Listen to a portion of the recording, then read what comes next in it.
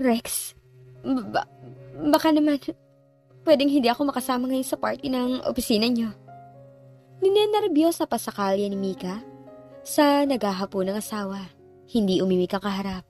Matalim lamang siyang tinitigan at tinuloy na ang pagkain. Hindi naman ata masyadong importante ang okasyon, hindi ba? Ba't ba kung ano pinagsasabi mo? Ang putol nito sa kanyang sasabihin. Sige na, kumain ka na. Kahit na hindi mabasa ni Mika kung anong mood ngayon nakaharap, nilakasan pa rin niyang loob. Napiliting kumbinsin ito. Masama kasi ang pakiramdam ko eh. Saka, ano ka ba? Sa linggo pa yun. Biyernes pa lang ngayon, Sabado bukas. Kung magkakasakit ka man, na hindi ka pa man sigurado, magaling ka na pagsapit ng linggo. Kaya tigilan mo ng kaartehan dyan. Huwag nang dagdagan ng inisaro ko. Baka lang naman pwedeng. Talaga bang dadagdagan mo pang inis sa kanito na yun, no? Wala kang magagawa. Sasama ka! Halos pasigaw pang sabi nito. Alam mo bang lalo akong nababadshot sa lokong yun? Dahil sa nangyari nung anibersaryo ng mga nakakainis ng magulang niya. Ngayon ang pagkakataon nating ipamukha sa mga mayayabang na yun. Na matinurin tayo kausap. Naintindihan mo ba ako? Kaya sasama ka. Excuse me? Mahinang putol ni Aling Sioling sa galit na asawa. Kulang-kulang na lang yata ay yakapin ni Mika ang matanda sa timing ng pagdating nito. Ano? Mika, nasa labas si Carding. Ang sabi nito na agad nakapagpatayo sa biglang kinilabutang babae. Bakit daw ho? Hindi sinabi. Labasin mo na nga at mukhang may sasabihing importante. Sa katarantahan ay agad niyang nakalimutan ang galit na kaharap. Dali-dali niyang tinungo ang salas at di napansin ang pagdidilim ng anyo nito.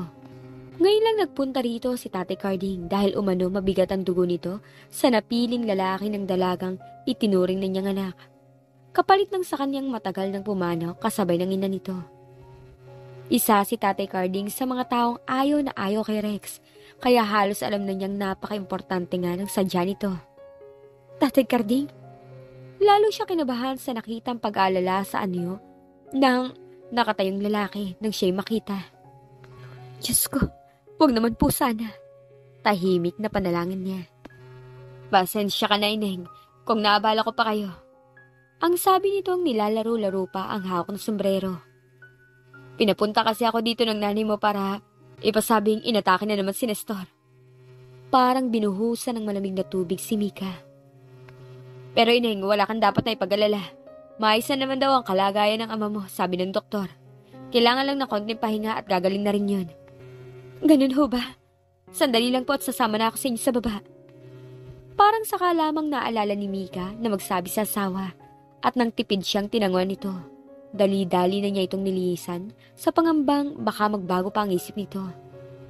Pagkatapos magbihis, muli itong pinuntahan upang magpaalam. Ba't hindi ka muna kumain rito, hane? Aling Tiyoleng, nasaan ba si Rex? Nako lumabas. Nagmamadaling ang sumakay ng kotse. Hindi naman sinabi sa akin kung saan pupunta. Ganun ho ba? Pakisabi na lang umalis na kami. Tayo na tatay. O siya, sige. Nakangiting sabi ng matandang babae. Mag-iingat ka sa pagdadrive, ni Carding. Ingatan mo itong alaga ko. At pati na rin ang iyong sarili. Ko, kailangan pa ba namang sabihin mo yan? Siyempre naman mag-iingat ako. At nang magkaroon pa tayo ng pagkakataong magkakwentuhan. Tahimik na sumakay si Mika sa jeep na sinakyan rin nila ng ina noong sunduin siya nito sa palengke. Ilang araw na ho ang itay sa ospital? Ko, magtatatlong araw na bukas. Ano ho? 3 araw na? Ba't naman ngayon lang ipinaalam ng inay? Nako, ang bata nga re. Nagpapanik ka na naman agad eh. Ayos naman na daw ang lagay na itay mo. Ayaw na nilang mag-alala ka pa. Paano pong ayos yun eh? Ang tagal na pala niya sa ospital. Alam niyo naman ho ang itay, ayaw na ayaw ng amin ng ospital. Ko, kung hindi naman yun pipilitin na ma-ospital, makapagpapahinga naman kaya yun? Para namang hindi mo kilala ang ama mong bata ka. Hindi pa nga sana gustong ipalam sa'yo eh. Nung una kasi, atakihin siya. Ibig niyong sabihin, pangalawang atake na ng tatay ko? Gulat na putol niya. Yun nga ang sasabihin ko sa'yo eh. Akala kasi namin ng nanay mo katulad lang noong unang atakihin si Nestor. Kaya hindi agad namin sinabi sa'yo. Ang kaso, Sinabihan siya ng doktor na isang atake na lang baka mas maging delikado na. Kaya nga pinapunta ako nang masabihan ka at may nalalaman ka naman sa inyo kahit na papano. Ano nga bang nangyari sa'yo, bata ka ha? Magmula na mag-asawa ka, di ka man lang napapasyal doon. Kung hindi pa kayo mag-aaway ng asawa mo ah. Pati na nga yang si Rex, napakadalang na lang nagpupunta roon. Hindi ka tulad ng nililigawan ka pala. Kung sa bagay, talaga naman daw ganun pagkasal na kayo ng lalaki. Lagi may pagbabago. Kahit naman nung una pa, di ko na talaga gusto ang hilat sana pagbumuka ng lalaking yan. Gulat na napalingon si Mang Karding nang maulinigan ang malalim na buntong hininga ng katabi na sinika pa nitong pigilin. Ay nako, nasasakyan ito. Mukhang isa na naman ang mata ah. Ang pag-iiba nito ng usapan habang tahimik na minumurang sarili. Napundi na naman siguro ang ilaw. Napangiti si Mika. Alam naman niyang kahit na ilang maanghang na salita ang pinakawalan nito tungkol sa minamaneho. Sigurado siyang hindi ito ipagpapalit ang karag-karag na sasakyan sa kahit na anong bagong modelo na handang ipalit ng ama niya rito. Kasabay na itong tumanda ni Tata Karding. At nagsisilbi ring isang alaala sa asawa nitong namayapa sa pagsisilang sa kanilang unang anak na saksamang palad sumama sa ina. Sinulyapan niya ang hinahangaang katabi na ngayon ay nagko-concentrate sa pagmamaneho. Bata pa man siya, hinanganan niya ang katatagan at lakas ng loob nito. Agad nitong tinanggap ang kasawian ng pamilya at masaya pa rin pinaglingkuran ng pamilya nila sa kabila ng lahat. Ngunit agad ding nawala ang matipid na ngiting yun sa kanyang mapulang mga labi. Di kayang supilin na pagkaaliw niya sa matanda ang guilt at kahiyang nararamdaman sa sarili. Nag-iisa siyang anak at matanda na ang kanyang mga magulang. Naging mapagmahal ang mga ito. Alam niya, ito ang kanyang pagkakataon para mapalitan at maisukli ang lahat ng kabutihan at pag-aaruga na ginawa ng mga ito sa kanya. Ngunit, paano nga ba? Naabutan niyang sinusubuan ni Aling Linda ang kanyang ama. Pag ito hindi mo inubos ha, isipin kong hindi ka na nasasarapan sa luto ko. Mataray ngunit nakangiting sabi nito sa sawa. Ko, alam ko namang atat na atat ka ng gumaling at lumakas ako para muling maka-score ka. Alam mo na. At nagtawa ito na umilag sa mga kurot ng babae. He, katanda-tanda mo na kung ano-ano pang kalokohan pinagsasabi mo. Kumusta ka na, Itay? Nakangiting putol niya sa naglalambingan. Gusto mabikig ng kanyang lalamunan sa nasaksihan. Bagamat natutuwa siya na nalamang magaling ng kanyang ama, pilit na nagsusumiksik sa kanyang isip ang katotohanang parang napaka-imposible nang mangyari sa kanya ang mga sandaling ganito. Dali-daling nagmano siya sa mga magulang habang pilit na kinokontrol ang sariling emosyon. Mika! Parang sakalang nakabawi sa kabigla ng ina. Anak! Oh, bakit naman ho para nakakita kayo ng multo? Ayaw niyo ho bang nandito ako dahil naiistorbo kang paglalambingan niyo? Hindi naman sa ganun, anak. Ayaw lang namin maabala ka pa ng nanay mo. Kung ako nga lang masusunod, hindi ko nagugusto yung pang ipaalam sa inyo at nang hindi na kayo mag-alala. Total magaling na naman ako. Yakang-yaka na tong tatay mo. Tanungin mo pang nanay mo. Siya. Higit sa lahat ang makapagpapatunay niyan. Oo nga naman, anak. Hindi na namin inaasahang bibigyan ka pa ng asawa mo ng panahon para madalaw kami. Kung hindi nga lang ako ninenervyos sa Herodes mo nga ma, hindi ko na papupuntahin pa ron si Karding. Pero hindi na namin ina-expect na makakapunta ka rin eh. Gabi pa naman. Baka kung ano pa masabi ni Rex. Nako, hindi naman ho. Pero ang akala ko nang sabihin mong sasama ka hindi na kita pinigilan at nakakita ko ng pagkakataon para matakasan mo ang loko mong asawa. Tinapunan ng tingin ni Mika ang matanda na may kalakip na pakiusap. Nako ang ibig kong sabihin ay nais kong bigyan ng pagkakataon tong batang ire na may sama na rito. At alam ko namang miss na rin kayo niyan. Kahit na kailan talaga, hindi ako binigo ni Tati Karding. Ayaw pa sana niyang umuwi, ngunit kinabukasan din na iuwi na ang kaniyang ama, tanda na magaling na nga ito. Sabi lang ng doktor, ingatan daw ang presyon at huwag masyadong magpapagod. Ginamit naman agad ni Mika ang lahat ng dahilan para tumagal pa sa piling ng mga magulang. Pilit niya pinaglalaban ang utos ng konsensyang may usapan silang mag-asawa na pupuntahan bukas. Ayaw pa niyang harapin ang sariling mga problema. Ngunit nang pati ang mga magulang ay pauwi na siya, hindi na siya nakatanggi pa. Sige na anak.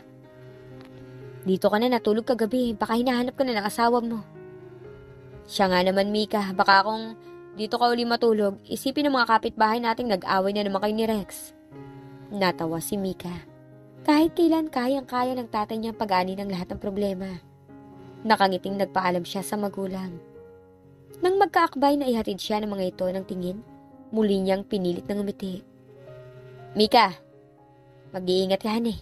At ikamusta mo na rin ako kay Choling. Opo. Bakit nga hindi? Kung hindi lang siya naging abala sa pag-iisip, kagabi pa niya nahalata ang madaling pagkakapalagayan ng loob ng dalawa. Hindi naman malabo magkaintindihan ng mga ito, hindi ba? At sa ikalawang pagkakataon, pinilit niyang sariling umiti. At isang ngiting patungkol sa kanya, pilit na ngiting nagsasaad ng kanyang sariling mga kamalian at mga kahinaan. Come on, Jake! Nakatas pa ang kilin ni Eunice. This is the third party you're going to sponsor within a year, which I find very intriguing. And I'm sure I'm not the only one who shares that idea. But you're the only one who have guts enough to ask me the reason. Know what? Minsan tuloy gusto ko nang isiping inaabuso ang pagkakaibigan natin. Stop that, Jake! Because you know that's not true. And don't you dare change the subject. I'm pretty determined to discover the reason of your so sudden change of heart against parties. Tiningnan ng dalaga ang bahagyang nakayukong lalaki na ibinalik ang atensyon sa papeles na binabasa. Kung iba lang sigurong lalaki si Jake, hindi niya palalagpasin ang pagbabaliwala nito sa kanya. Just imagine the hate parties guy is actually asking me to give invitations for his birthday next month? Wow! Gosh! Noon nga halos isnabin mo nga ang mga surprise parties na ibinibigay namin sa'yo. But now, goodness, ikaw pa ang... Come on, Eunice. Hindi naman kita pinipilit na gawin yan. Kung ayaw mo, pakibigay na lang yan sa sekretary ko para... Oh, cut that out, darling. Of course, I'm more than willing to do it for you. I'm just puzzled, that's all. Okay, I'll go straight to the point. I'm hoping na ikaw na magsasabi sa akin ng tungkol sa bagay nito. But then, since you're obviously not in the mood to play cat and mouse, I'll just state to you the truth that I've concluded. It's about that attractive wife of your new employee, right?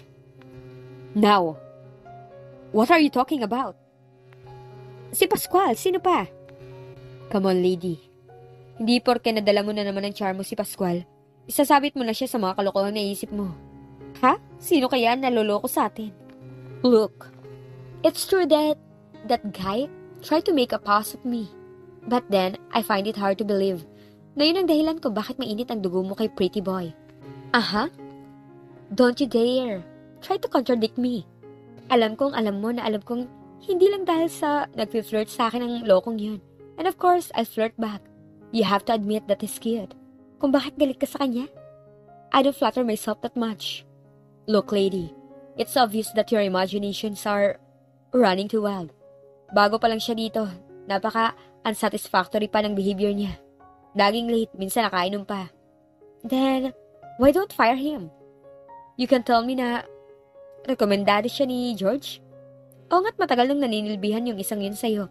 But I know that you know that you have every reason to fire him. Come on, darling, admit it. Malaking factor si Mika, ang asawa niya, kung bakit hindi mo mapatalsik si Rex. Napabuntong hininga siya nang muling umiling ang binata na parang sinasabing, wala akong panahon sa mga kalokohan to. At muling itutok ang paningin sa binabasa. Gusto na niya mainis. Pero alam niya ang ugali ni Jake. Alam niyang alam nito ang ayaw na ayaw niya. At aminin niyang laging epektibo ang taktika nito tuwing ayaw nitong pag-usapan ang mga bagay na sinasabi niya. Look, Jake, you know that I love you decades ago. Even though the feeling's not mutual. At tinatanggap ko yun. What I'm doing right now, what I'm trying to tell you is that I can be your trusted friend at least. Of course, naroon pa rin ang pag-asa kong matutunan mo rin ako mahalin. But the moment I saw you, saw that market girl, I have a distinct feeling that I just have to give up. Ngayon lang totoong nakumpirma ang hinala ko. Kaya kung ako sa'yo, aminin mo na rin dahil mahihirapan ka lang. Siya ang dahilan kung bakit hindi mo matanggal-tanggal si Rex sa paninilbihan sa'yo. At lalong siya rin ang dahilan kung bakit nagtatapon ka ng pera Naayon nga sa'yo, walang kakwenta-kwentang bagay sa party na yan. Dahil yun lang ang pagkakataon mo makita siya. Alam ko namang galit ka rin sa akin dahil pinapatulan ko si Rex. Dahil alam mong sa pakikipag-flirt ka sa kanya, nasasaktan ang kanyang asawa. At alam kong ayaw mo masaktan si Mika. And yeah, there's also need for you to worry about Rex. He likes flirting. Loves it actually. Pero hanggang dun lang siya. Hanggang flirt lang siya. And I have a feeling that he's been totally faithful to his wife. Minsan nga gusto ko pang mainggit sa babaeng yun eh. Sometimes, I can be a witch. But not totally, you know. I just can't understand kung anong meron sa babaeng yun. At pati ang lalaking mas malandi pa sa akin eh, isinasaalang-alang pa rin ang damdamin niya. Anyway, I guess, that's just the way it is. I just want to get one thing straight, Jake. Mahal kita, oo. Pero wala sa bokabularyo ko ang pagpapakamartir. Alam mo yan. Kung kailangan mo ko, lagi ako nandito. Well, it's a relief na tapos ng sermon ko. Sige, tapusin mo na yan. Nalaman kong behind ka na sa mga trabaho mo eh. But now, I understand. Ako naman, i-distribute ko nito mga to, okay? Magaang-magaan ang kanyang loob at punong-puno ng pag-asa na sa wakas, mahaharap na rin niyang sarili. Ang sariling kaligayahan. Eunice. Yeah, I enjoy your company. Very much. Isang matamis na ngiti ang pinakawalan ng dalaga. At lalo pang tumamis yun pagkatapos niyang may sarang tuluyan ng pinto at marinig ang mahinang usal ni Jake ng, "Thanks." "Hey, ang ganda ng ngiti mo ah." Gulat na napatingin si Eunice sa nagsasalita. "Isn't it a beautiful day?" Nakatawa lang na baling niya kay George. "Eunice, are you free Saturday night?" "Sure. What time are you going to pick me up?" Ba't ba panay ang paparty ng toso na yun? Wala na ba siyang mapagtatapunan ng pera niya? Parang wala sa sariling paghimutok ni Mika. "Ha? Hindi ba't sinabi ko na sa yung mayabang ang lokong yun?" Pero di bali. Darating din ang panahon na sa atin niya itatapon ang pera niya. Mapait na ngumiti si Mika kasabay ng isa pang muling malakas na kulog. Mula sa kanya kinaroroonan, kitang-kita ang pagngangalit ng dagat. Ang malalaking alon na nagsasalpukan sa dalampasigan. Ang pagkulimlim ng kanila lang ay maasul na kalangitan. Mukhang makikiayon nga ang panahon sa nararamdaman niya ngayon. Muli niyang narinig ang malakas na pagkulog. Nakadama tuloy siya ng konting guilt na tuluyang masisira ang birthday celebration ng lalaking yun dahil sa kanyang kahilingan. Katakot-takot na paghihirap ang kaniyang nararanasan tuwing nagdadaos ng isang pagdiriwang ang big boss ng asawa. Tulad na lang ngayon. Mapait ng umiti siya sa sarili. Muli nakadama siya ng pag-isa. Isang damdaming lagi niyang nadarama. Parang wala siyang karamay, walang kasama, walang kakampi. Pero ngayon parang pagpapalubag-loob na rin sa sarili. Buti na lang at walang nakasaksi sa aking pag-isa. Hindi ko na kailangan magpakahirap at makipagplastikan para lang maitago ang nasa loob ko. Napaaga nga atang masyado. Mapait na nasabi niya sa sarili habang pinipigil ang sariling huwag magreklamo sa higpit ng pagkakahapit sa kanyang bewang ng asawa. Iilan pa lamang ang tao nang sila'y dumating. At gaya ng nakaugalian, ang mga host ang nagwe-welcome sa mga paparating na panauhin. Sabong magdamag, isang beses lang yatang tinapunan nito ng tingin at para lang magkomento sa klase ng pagkakahawak sa kanya ni Rex. Mr. Tuason." Ang pahabol nito pagkatapos lang may welcome. "Huwag kang mag-alalang mawawala ang misis mo. Hindi naman ganun kalakihan ang ating opisina para ikaligaw niya." Napalitan ng amusement ang pagkainis niya sa binata nang mapansin ang pamumula ng mukha ng asawa. "Tingnan mo, lokong yan. Puro kapalpakan na napapansin. Ngayong maaga tayo, wala man lang ba siyang sasabihin? Ang hirap naman kasi gumawa ka man ng 10 kabutihan. Ang kamalian mo pa rin ang pupuntiryahin." Isang importanteng bagay ang naobserbahan ni Mika na hindi niya kayang dibigyan ng pansin. Kung silang dalawa lang ang magkaharap, halos isumpa ni Rex ang ayon dito ay mayabang, matapobre at masungit na amo. Ngunit pagkaharap na si Jake, nagmumukha itong maamong tupa na hindi kayang ipaglaban ng sarili sa isang mabangis na leon. Bagamat hindi rin naman nagpapakalango sa alak si Rex, hindi rin naman ito malayo ng bar, na tulad ng dati ay halos di maubos-ubos ang alak. Paano naman kaya ito? Di gaganahan. Nakasimangot at sabi niya. Bukod sa adik na sa alak, meron pang wiling-wiling babaeng nag-entertain rito. Hindi niya napigilan ng sariling ilabas ang pagkainis sa pagdiriwang na ito. Sa tuwazon na yon, kay Rex, kay Eunice at sa kanyang sarili. At pati ata si George, handang sumali sa mga taong nais mang inis sa kanya. Ngunit sa pakiwari ni Mika, hindi sa kanyang asawa nakatuon ang paningin ni George, kundi sa sawang nakakapit sa braso nitong si Eunice. At sapat na ang nakita niyang ekspresyon sa mga mata nito para pagtibay ng kanyang suspetsya. Natigil ang kanyang pagmumuni-muni. Bahagya pa siyang nadismaya nang makita ang papasok na asawa. Who do you expect it to be, Mika? Jake? Stop it, lady. Maray niyang sabi sa sarili. May asawa ka na. Wala ka ng karapatang. Akin na nga yan, dala mo dyan. Pangil na sabi nito. Aha? Yung dala mong pera. Ah, bakit? Saan mo gagamitin? Pwede ba? Ayoko na maraming satsat. Ibibigay mo ba o hindi? Dahil naasiwa sa mga isiping itinuturing na niyang isang kasalanan sa asawa, ibinigay kaagad niya ang dalang baon sana, na hindi na gaanong pinagtuunan ng pansin kung anong paggagamitan nun. Alam niyang hindi gaanong karamihan ang imbitado sa pagdiriwang na yon, hindi katulad noong nakaraang 2 pagtitipon na kanyang dinaluhan. Sana nga ay hindi nakakailanganin pa ang kanyang presensya sa pagtitipong yun. Dismayadong tiningnan ni Jake ang hindi makatingin sa kanyang si Rex, habang nakaupo sa nabakante nitong silya. Ayaw na niyang aminin ang paratang ni Eunice.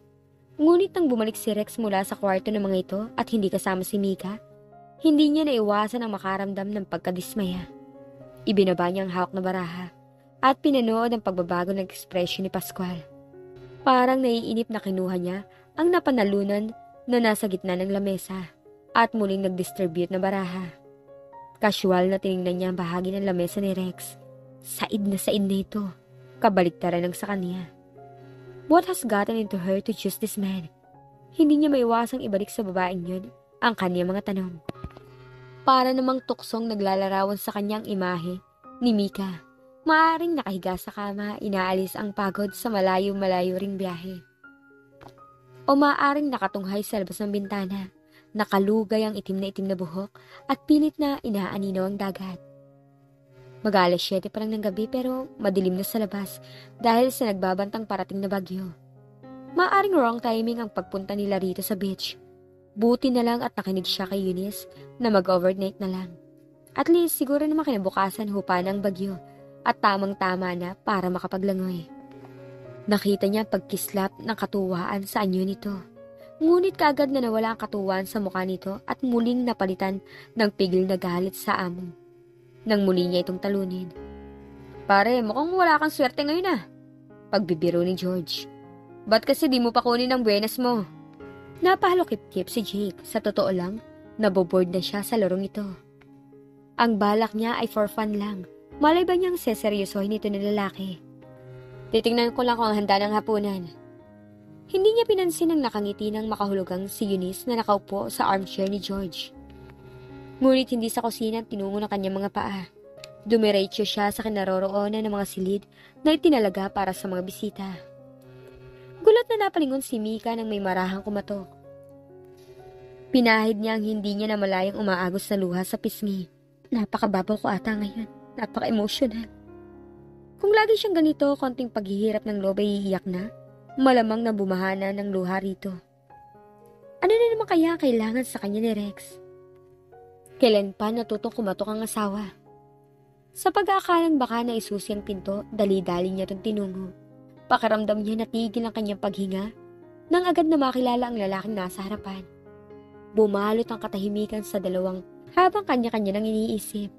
Tama ang kanyang hula. Nakalugay nga ang parang sapi na buhok nito. You'd been crying? Natitigil ang sabi niya nang maaninag ang bahid ng luha sa mga mata ng babae. Nang itigil ni Chick ang ginagawang paghaplos sa kanya, hindi niya mawari kung anong klaseng pagkadismaya kanyang naramdaman. Sa kawalan na masasabi, hindi niya namalayang muling binasa ang nanunuyong labi. At bago pa niya malaman kung ano nangyari, inilang hakbang lamang ng binata ang kanilang pagitan. At sa isang kisap mata, magkalapat na ang kapwa sabik nilang mga labi. Bigla siyang nakaramdam ng lamig nang walang kamukat-mukat na lumayo ang katawang pinagkukunan niya ng init. God, ang mahinang usal ni Jake, at natutuwa siya sa kaalamang napakalakas ng kanyang kapangyarihan sa katauhan ng binata. Fix yourself. Dinner will be ready in less than an hour. Isang nakapaninibagong kahungkagan ang nararamdaman niya sa kanyang kaibuturan. Isang munting sakit na unti-unting kumakalat sa kanyang katauhan. Isang sakit na alam niyang hindi kayang gamutin ng kahit na anong gamot o kahit na sinong doktor. Isang sakit na isang tao lamang ang nakakaalam ng kagamutan. Ang taong kung ituring siya ay isa lamang laruan. Daig pa niya ang nasampal. Nais manliit na sabi niya sa sarili. Galit na pinahid ni Mika ang masaganang luhang dumadaloy sa kanyang pisngi. I hate you, Jake Tuason. Well. Akalain ko bang dito pa ako makakahanap ng kakampi? At least, may isang tao na may kapareho na feelings ko. Para sa lokong yun. Hindi katulad ng mga plastik at mga lokong nasa labas.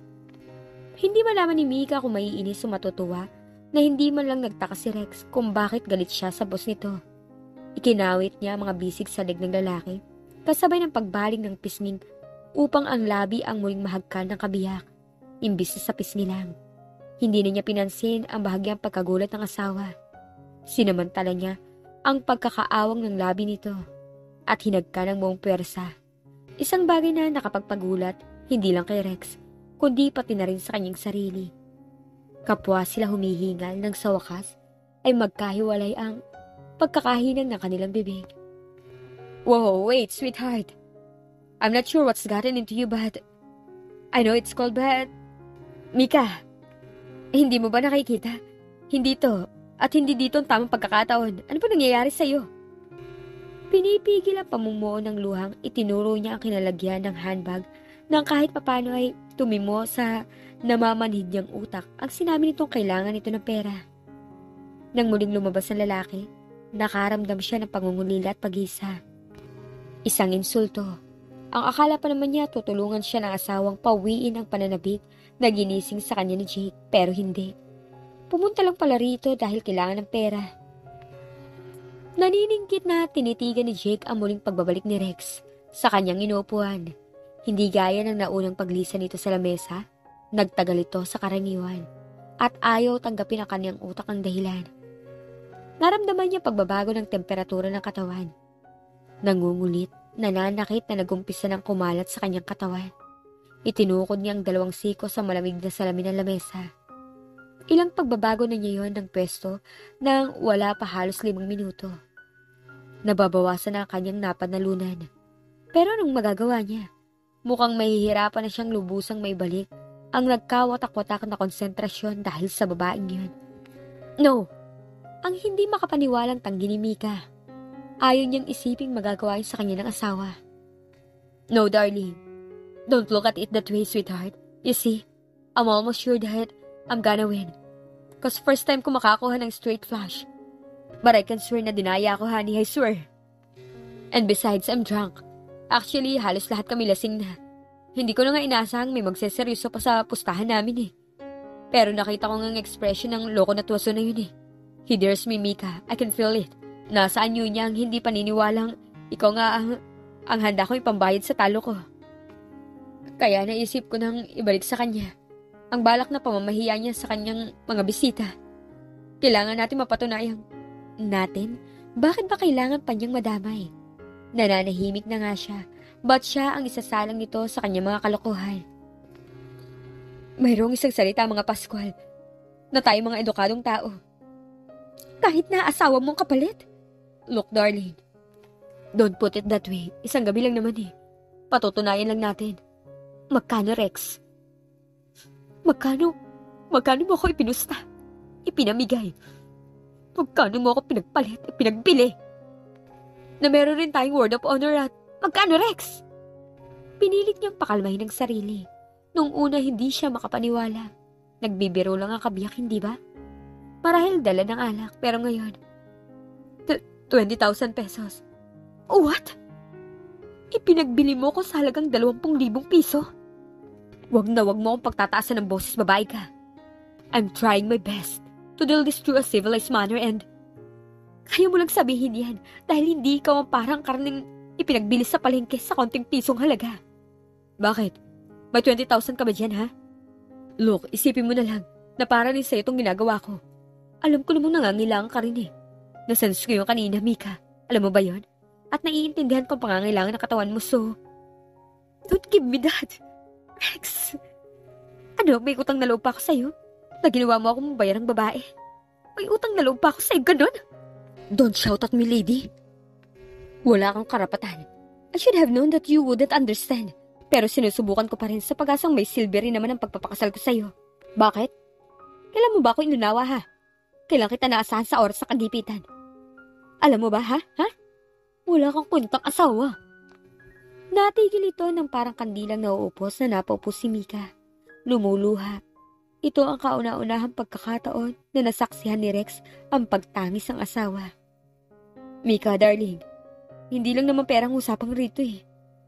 Ang mas mahalaga ang ating karangalan, ang ating pangalan at please.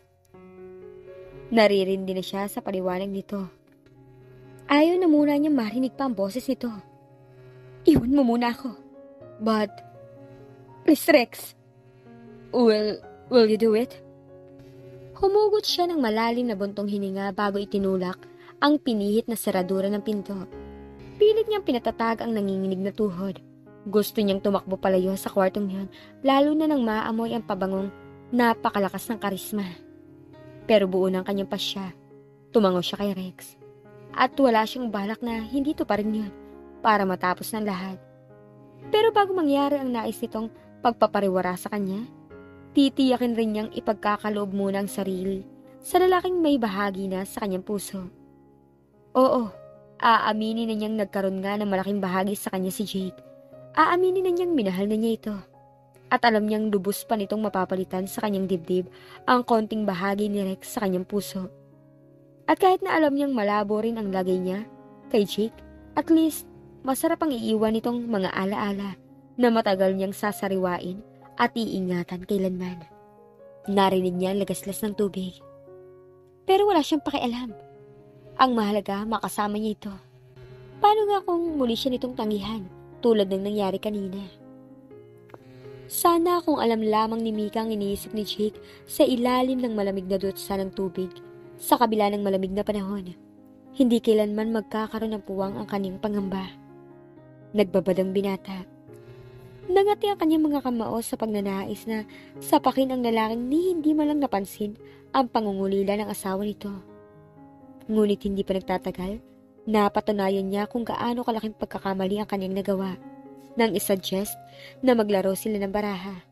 At panibagong lakas na naman ang kanyang kinakailangan upang hindi isumpa at tapusin ang lalaking yun. Natigilan ang paglapit ni Mika sa banyo nang biglang tumigil ang tubig. Nagdalawang isip siya kung handa na ba niyang tanggapin ang panibagong kahihiyan. Nahihintakutang halos takbuhin niyang muli ang pinto at magkulong na lang sa sariling silid. Mika! Mika! Parang slow motion na nilingon niya ang lalaki, upang pagsisihan na rin pala sa bandang huli. Sa kanyang harapan nakatayo ang binatang minamahal na halos walang saplot, maliban sa kapirasong tuwalya. Nanuyo ang kanyang labi. At pilit man niyang sabihin sa sariling alisin ang pagkakatingin sa matitipunong balikat ito. Pababa, pababa hanggang sinusundan ng mangilan-ngilan nitong buhok sa dibdib. Ngunit agad siyang namula nang sa wakas, tumingin siya sa simpatiko nitong mukha. At madiskubreng ganun din ang ginagawa sa kanya ng binata. Mas matagal nga lamang. Nakapanlalambot sa kanyang tuhod. Nadismaya siya nang walang maaninag na reaksyon sa gwapo mukha ng binata, habang malayang tumutulo ang tubig sa basa nitong buhok. Ang sabi ni Rex, itong klaseng damit na ito ang garantisadong gigising sa kahit na gaanong kalamig na dugo ng lalaki. Ang damit na nananakam, nanunukso. Galit sa sariling ipiniksi niya ang ulo. At sa pagkakaalala sa asawa, halos patakbo niyang tinungo ang nakatayo lamang na lalaki na parang nanonood lamang ng boring na pelikula. Maya-maya lang nakasimangot at tinitigan niya ito nang wala siyang madamang tugon. Siguradong mangangawit ang kanyang mga paa. Pero determinado siya. Wala na siyang naisip pa. Ang importante ay ngayon, ang kakaibang nararamdaman sa lalaking ito. Silang dalawa lang. Pagsasaluhan ng isang bagay na kay tagal rin niyang ipinagkait sa sarili. Mika, alam mo na. Yes. Listen to me first, Mika. No, ayoko. It's not what you're thinking. You have to listen to me. Kiss me, Jake. Tuluyan na silang natupok at malayang pinagbiyan ang mga sarili na silang dalawa lang ang mahalaga at nagkakaunawaan. Naramdaman ni Mika ang eksaktong sandali ng pagkatuklas ni Jake sa lihim na wala siyang pinagsabihan kahit na mga magulang. Natigil ang banayad na paggalaw ng binata sanhi ng natuklasan. Wala pang karanasan si Mika. Iminulit niya mga mata at sinalubong ng tingin ang may halong pakiusap ang hindi makapaniwalang lalaki. Hindi niya kayang kung ngayon pa nito'y pagkakait ang pinapangarap niyang magagandang alaala na balak niyang pagkunan ng lakas upang makalimutan ang masakit na naranasan. Oh God, hindi kailanman niya mapaglalabanan ang may pakiusap sa inosenteng mga mata nito upang ituloy ang ginagawang sa umpisa pa lang, sigurado nang hindi niya makakayang atrasan. At tuluyan na nga naganap ang nakatakdang mangyari sa kanila. Bumaling siyang patalikod kay Jake. Ito ang kauna-unahang pagkakataong nakaramdam siya ng isang bagay na hindi niya akalaing may pag-asa pa siyang maramdaman. Kaya ayaw niyang mababawasan ang natatamong kaligayahan kung ngayon pa siya hihingan ng paliwanag ng lalaking iniibig. Paano nga ba niya ipapaliwanag rito ang inasal na mistulang isang loko sa nakaraang mga sandali gayong siya'y may asawa na? Mika,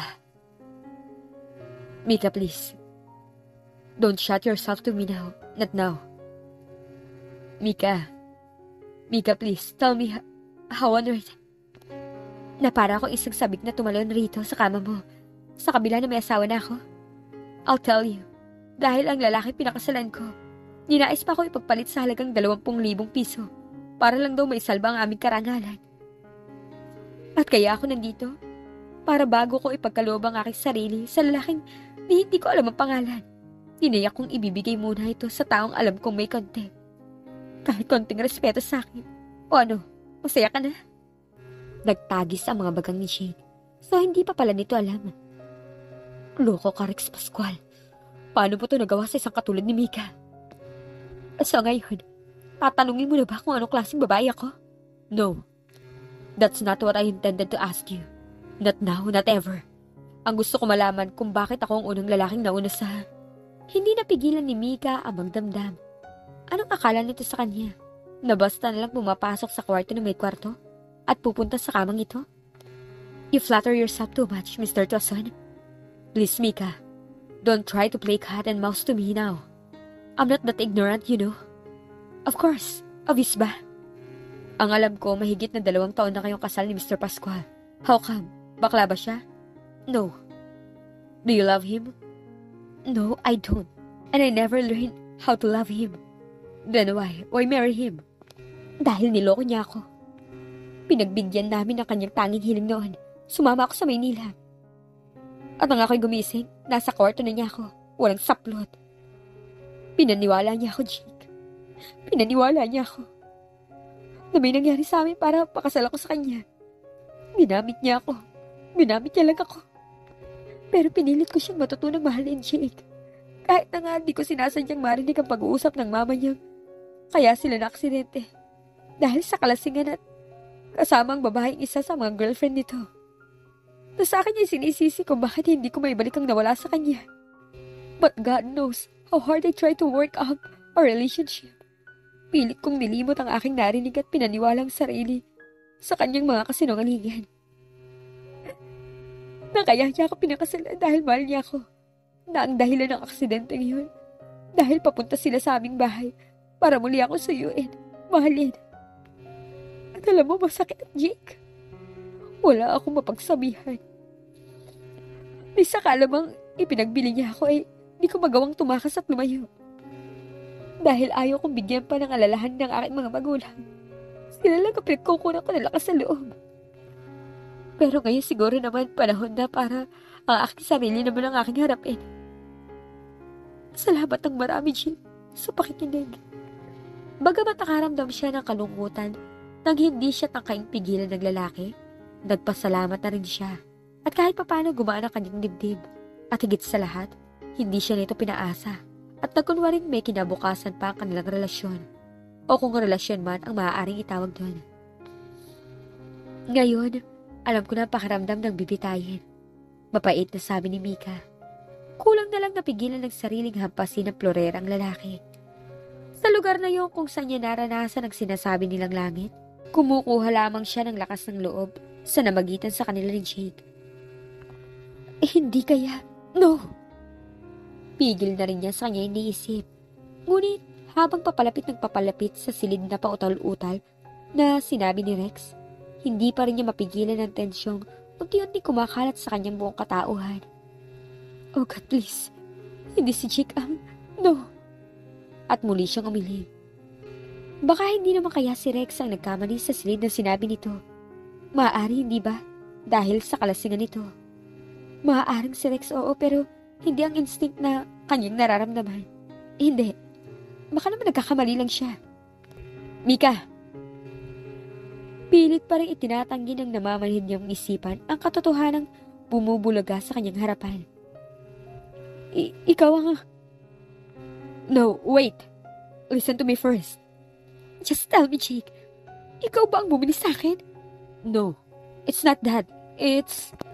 Just tell me. Pare-pareho lang kayo. Shh. It's okay, Mika. It's over. Mika. Ngunit lalo lamang nasaktan ang ego ni Mika. It's over. How right can he be?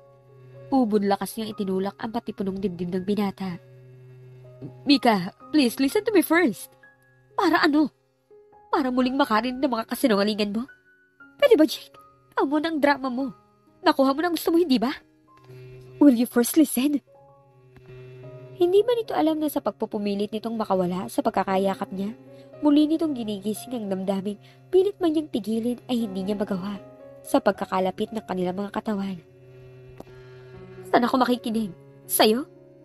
Pagkatapos mo akong papaniwalain? Hindi kita pinaniniwala, Mika, na kahit na ano. Bakit hindi mo sinabing ikaw pala nakabili sa akin? Pare-pareho kayo. Pare-pareho kayo magagamit. Isa ka pa rin pala sa kanila. Ginamit mo lang ako, kinasangkapan mo pa ang kahinaan ni Rex para... Ano gusto mong gawin ko? Hayaan na lang at manood sa ginagawang pagpusta sa'yo ng asawa mo? Magbingi-bingihan? Habang buong kayabangan niyang pinagmamalaki, na sobra-sobra ka pa sa nautang niya, sa sunod-sunod na pagkatalo nito. Gustuhin ko man siyang pigilan. May karapatan ba ako, ha, Mika? Pero bakit hindi mo sinabing ikaw ang... Dahil ang akala ko ay alam mo na. Alam kong hindi ka ang klase na babaeng basta nalang papasok sa kwarto na may kwarto. Listen, Mika, wala akong balak na tuparin ang kalokohang yun. Kahit na nga matagal ko pang gustong-gustong gawin ang bagay na yun. Pero ginawa mo pa rin. Muling bumangon ang paghihimagsik sa kanyang kalooban. Ibinuhos ng walang kahihiyan ang sarili, ibinigay ang lahat ng pagtitiwala. So dapat pala nagpapasalamat pa ako sa iyo ngayon. Dahil iniligtas mo ako sa paglalaro ng aking asawa. Eh ano ba gusto mong gawin ko? Nahayaang mapunta sa kung sinong loko ang isang bagay na umpisa pa lang ay akin na. Ang hayaang gawin nito ang isang bagay na matagal ko nang ninais na mapasakin. Hayaang panoorin ng baliw mong asawa na ipusta na parang laruan ng babaeng matagal ko na pinapangarap na maging akin. So inamin mo rin, you're just as selfish as they are. Sarili mo rin palang iniisip mo. Pwede ba, Mika? Patapusin mo muna kasi ako. Magkagamit ka rin, Jade. Kapareho ka rin nila. Kapwa agad na natupok ang dalawa, ni hindi niya namalayan nang tuluyan na silang mabuwal sa kama. Kung kailan naman handa na si Mika, saka naman tumigil ang binata. Nagtatakang tinitigan niyang lalaki. Kahit na tumututol ang katawan at puso ni Jake, pilit niyang pinigilan ng sarili sa ginagawa. Fix yourself. I don't want you to think that I'm doing this just to claim a prize. I want you to think that I'm doing this to show you how much I care. Kakaibang ginaw ang naramdaman ni Mika nang tuluyang maisarang pinto. Muling namuo sa kanyang mga mata ang luha kasabay na mariing parang pagpiga sa kanyang puso. Handa na siyang harapin ng mga magulang. Walang magulang ang hindi nakakaunawa sa kanyang anak. Nakangiting paliwanag pa sa kanya ni Aling Gloria. Hindi siya nagkamali nang sa mama ni Rex siya magpahatid sa nag-aalalang si George ng gabing mali, umaga na pala nun. Si George naisip niya, nabatid niyang hindi sapat ang pagkakaibigan nila ni Rex upang huwag nitong malaman na hindi na tama ang ginagawa ng kaibigan. At natouch rin naman siya sa pagbibigay nito ng simpatsya at tulong sa kanya. Napabuntong hininga siya. Ito ang naghatid sa kanya sa bahay nila Rex. Ang bahay na alam niyang huling lugar na paghahanapan sa kanya ng asawa. Lumisan ang binatang dala ang pangakong hindi nito ipapaalam ang kanyang kinaroroonan. Sa muling pagbabalik nito, hindi kailanman sumagi sa kanyang isipan na ito rin ang maghahatid ng isang balitang muling magiging susi ng malaking uling pagbabago sa kanyang buhay. Si George ang naghatid sa kanya rito at ito rin ang nagdala sa kanya ng isang balita. Balitang saksi ng kanyang paglaya. Wala na si Rex. Sa pangalawang pagkakataon muling naulit ang trahedyang nangyari noon na dahilan ng pagkakatali niya sa lalaki. At muli sa pangalawang pagkakataon, siya ang ginawang dahilan nito na naging sanhi upang maganap ang aksidenteng yun. Nga lamang, ito ay may katotohanan na ngayon. Hindi ko na siya napigilan. Mika, talagang nagalit siya ng sisantihin ni Sir. Lalo na't hindi kanya mahanap kahit saan. Maaaring isipin niyang hindi mo tinupad ang inyong usapan. Dali-dali siyang umalis para puntahan ka sa inyo, kahit na medyo mahilo-hilo pa sa kalasingan.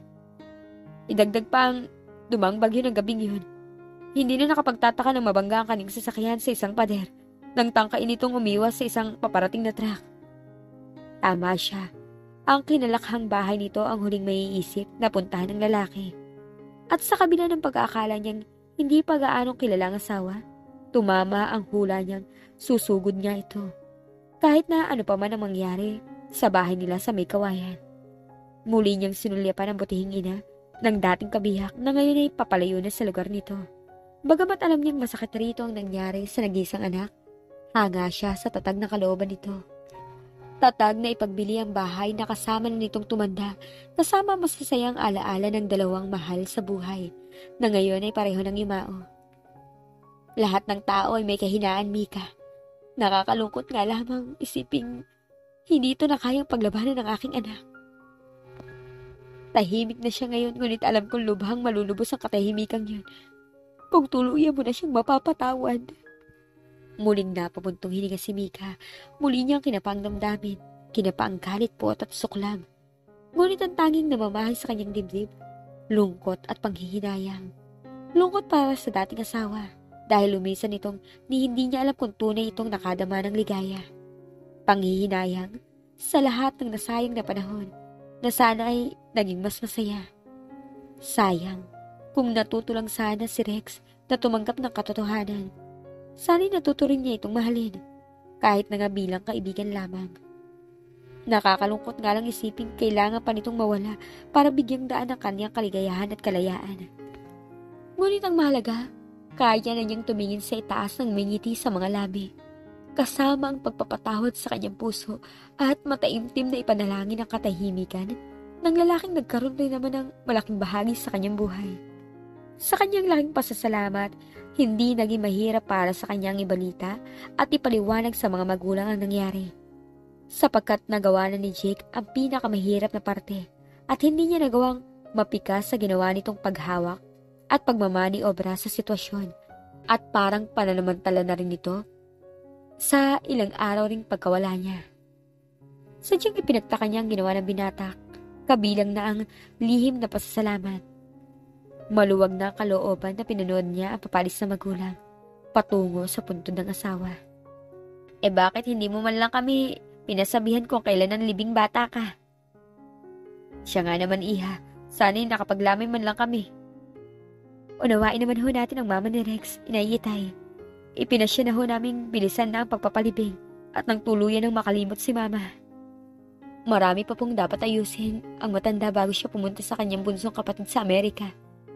Ipinasasabi na lang ho niya ng pangangamusta sa inyo at nagbiling kahit na panulat man lang. Magkabalitaan ho tayong lahat. Ngayon ay ayos na lahat. Sana nga lang matutunan na rin niyang pulutin ang nagkawatak-watak na sarili upang muling mabuo ang bagong Mika. Gaya ng ginawang pagkalimot at pagpapatawad ng mga magulang sa kanyang kabiyak. Sana kasali ako sa iniisip mo. Gulat na napalingon si Mika at muntik nang bumigay ang kanyang mga tuhod nang bigla makitang abot kamay niya ang laman na kanyang iniisip. Lagi mo ako sinosurpresa, Jake. Os. Oo. Bakit kailangan mo pang magpakahirap para lang mapatawad nila si... Sigurado ka ako may gawa nun? Come on, Jake. Don't try to play cat and mouse to me now.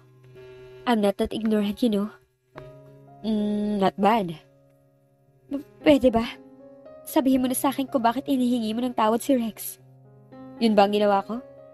Bakit nga pinagtatanggol mo ang lalaking meron kang malaking galit at... Ba't mo naman nasabing galit ako kay Rex? Sandali nga, Jake. Niloloko mo ba ako? Hey, wait. Of course not. Then answer me. Okay. Hindi ko alam kung saan mo nakuha ang ideyang yan na may galit ako kay Rex. Pero oo, inaamin kong naiinis ako sa kanya noon. Hindi bilang tao gaya ng implikasyon ng sinasabi mo, kundi dahil sa mga kalokohang ginagawa niyang pagbabaliwala sa'yo. Bilang asawa, bilang babae at higit sa lahat, bilang isang tao. Biglang pagbangon ng pag-asa sa kanyang puso. Naiinis ka kay... Pero hindi sapat yun upang mawala ang pasasalamat na matagal ko nang gustong iparating sa kanya, lalo na ngayon. Pasasalamat kay Rex? Hindi ka galit kay Rex? Tell me, bakit ako magagalit sa isang taong naghatid sa akin ng babaeng maaari ko mahalin habang buhay? Natulalang napatitig si Mika sa binata. Tama bang naririnig niya? Nananaginip lang. Oh God, Mika. Hindi mo pa ba alam? Halos lahat na ng tao sa opisina, bistado na ako. Please, Jake, ulitin mo nga sinabi mo. Halos lahat na ng tao sa opisina ay bistado. No, hindi yan. Dismayadong sabi niya nang biglang masulyapan niya ang kakaibang kislap sa mga mata ng kaharap. Jake, tuwason. Iloloko mo na naman ba ako? Nagtatawang hinigpitan ng binata ang pagkakakapit sa bewang ng babaeng minamahal. I love you. I love you, silly woman. At siniil nito ng halik ang natahimik na babae bilang pagpapatunay sa tunay na nararamdaman. Hanggang dito na lamang po ang ating kwento. Ang love story ni Mika at Jake. Maraming salamat po sa lahat ng mga tagapakinig ng aming mga love story. Sana ay muli niyong subaybayan ang mga susunod na love story na ibabahagi namin sa inyong lahat. Maraming salamat and God bless you all.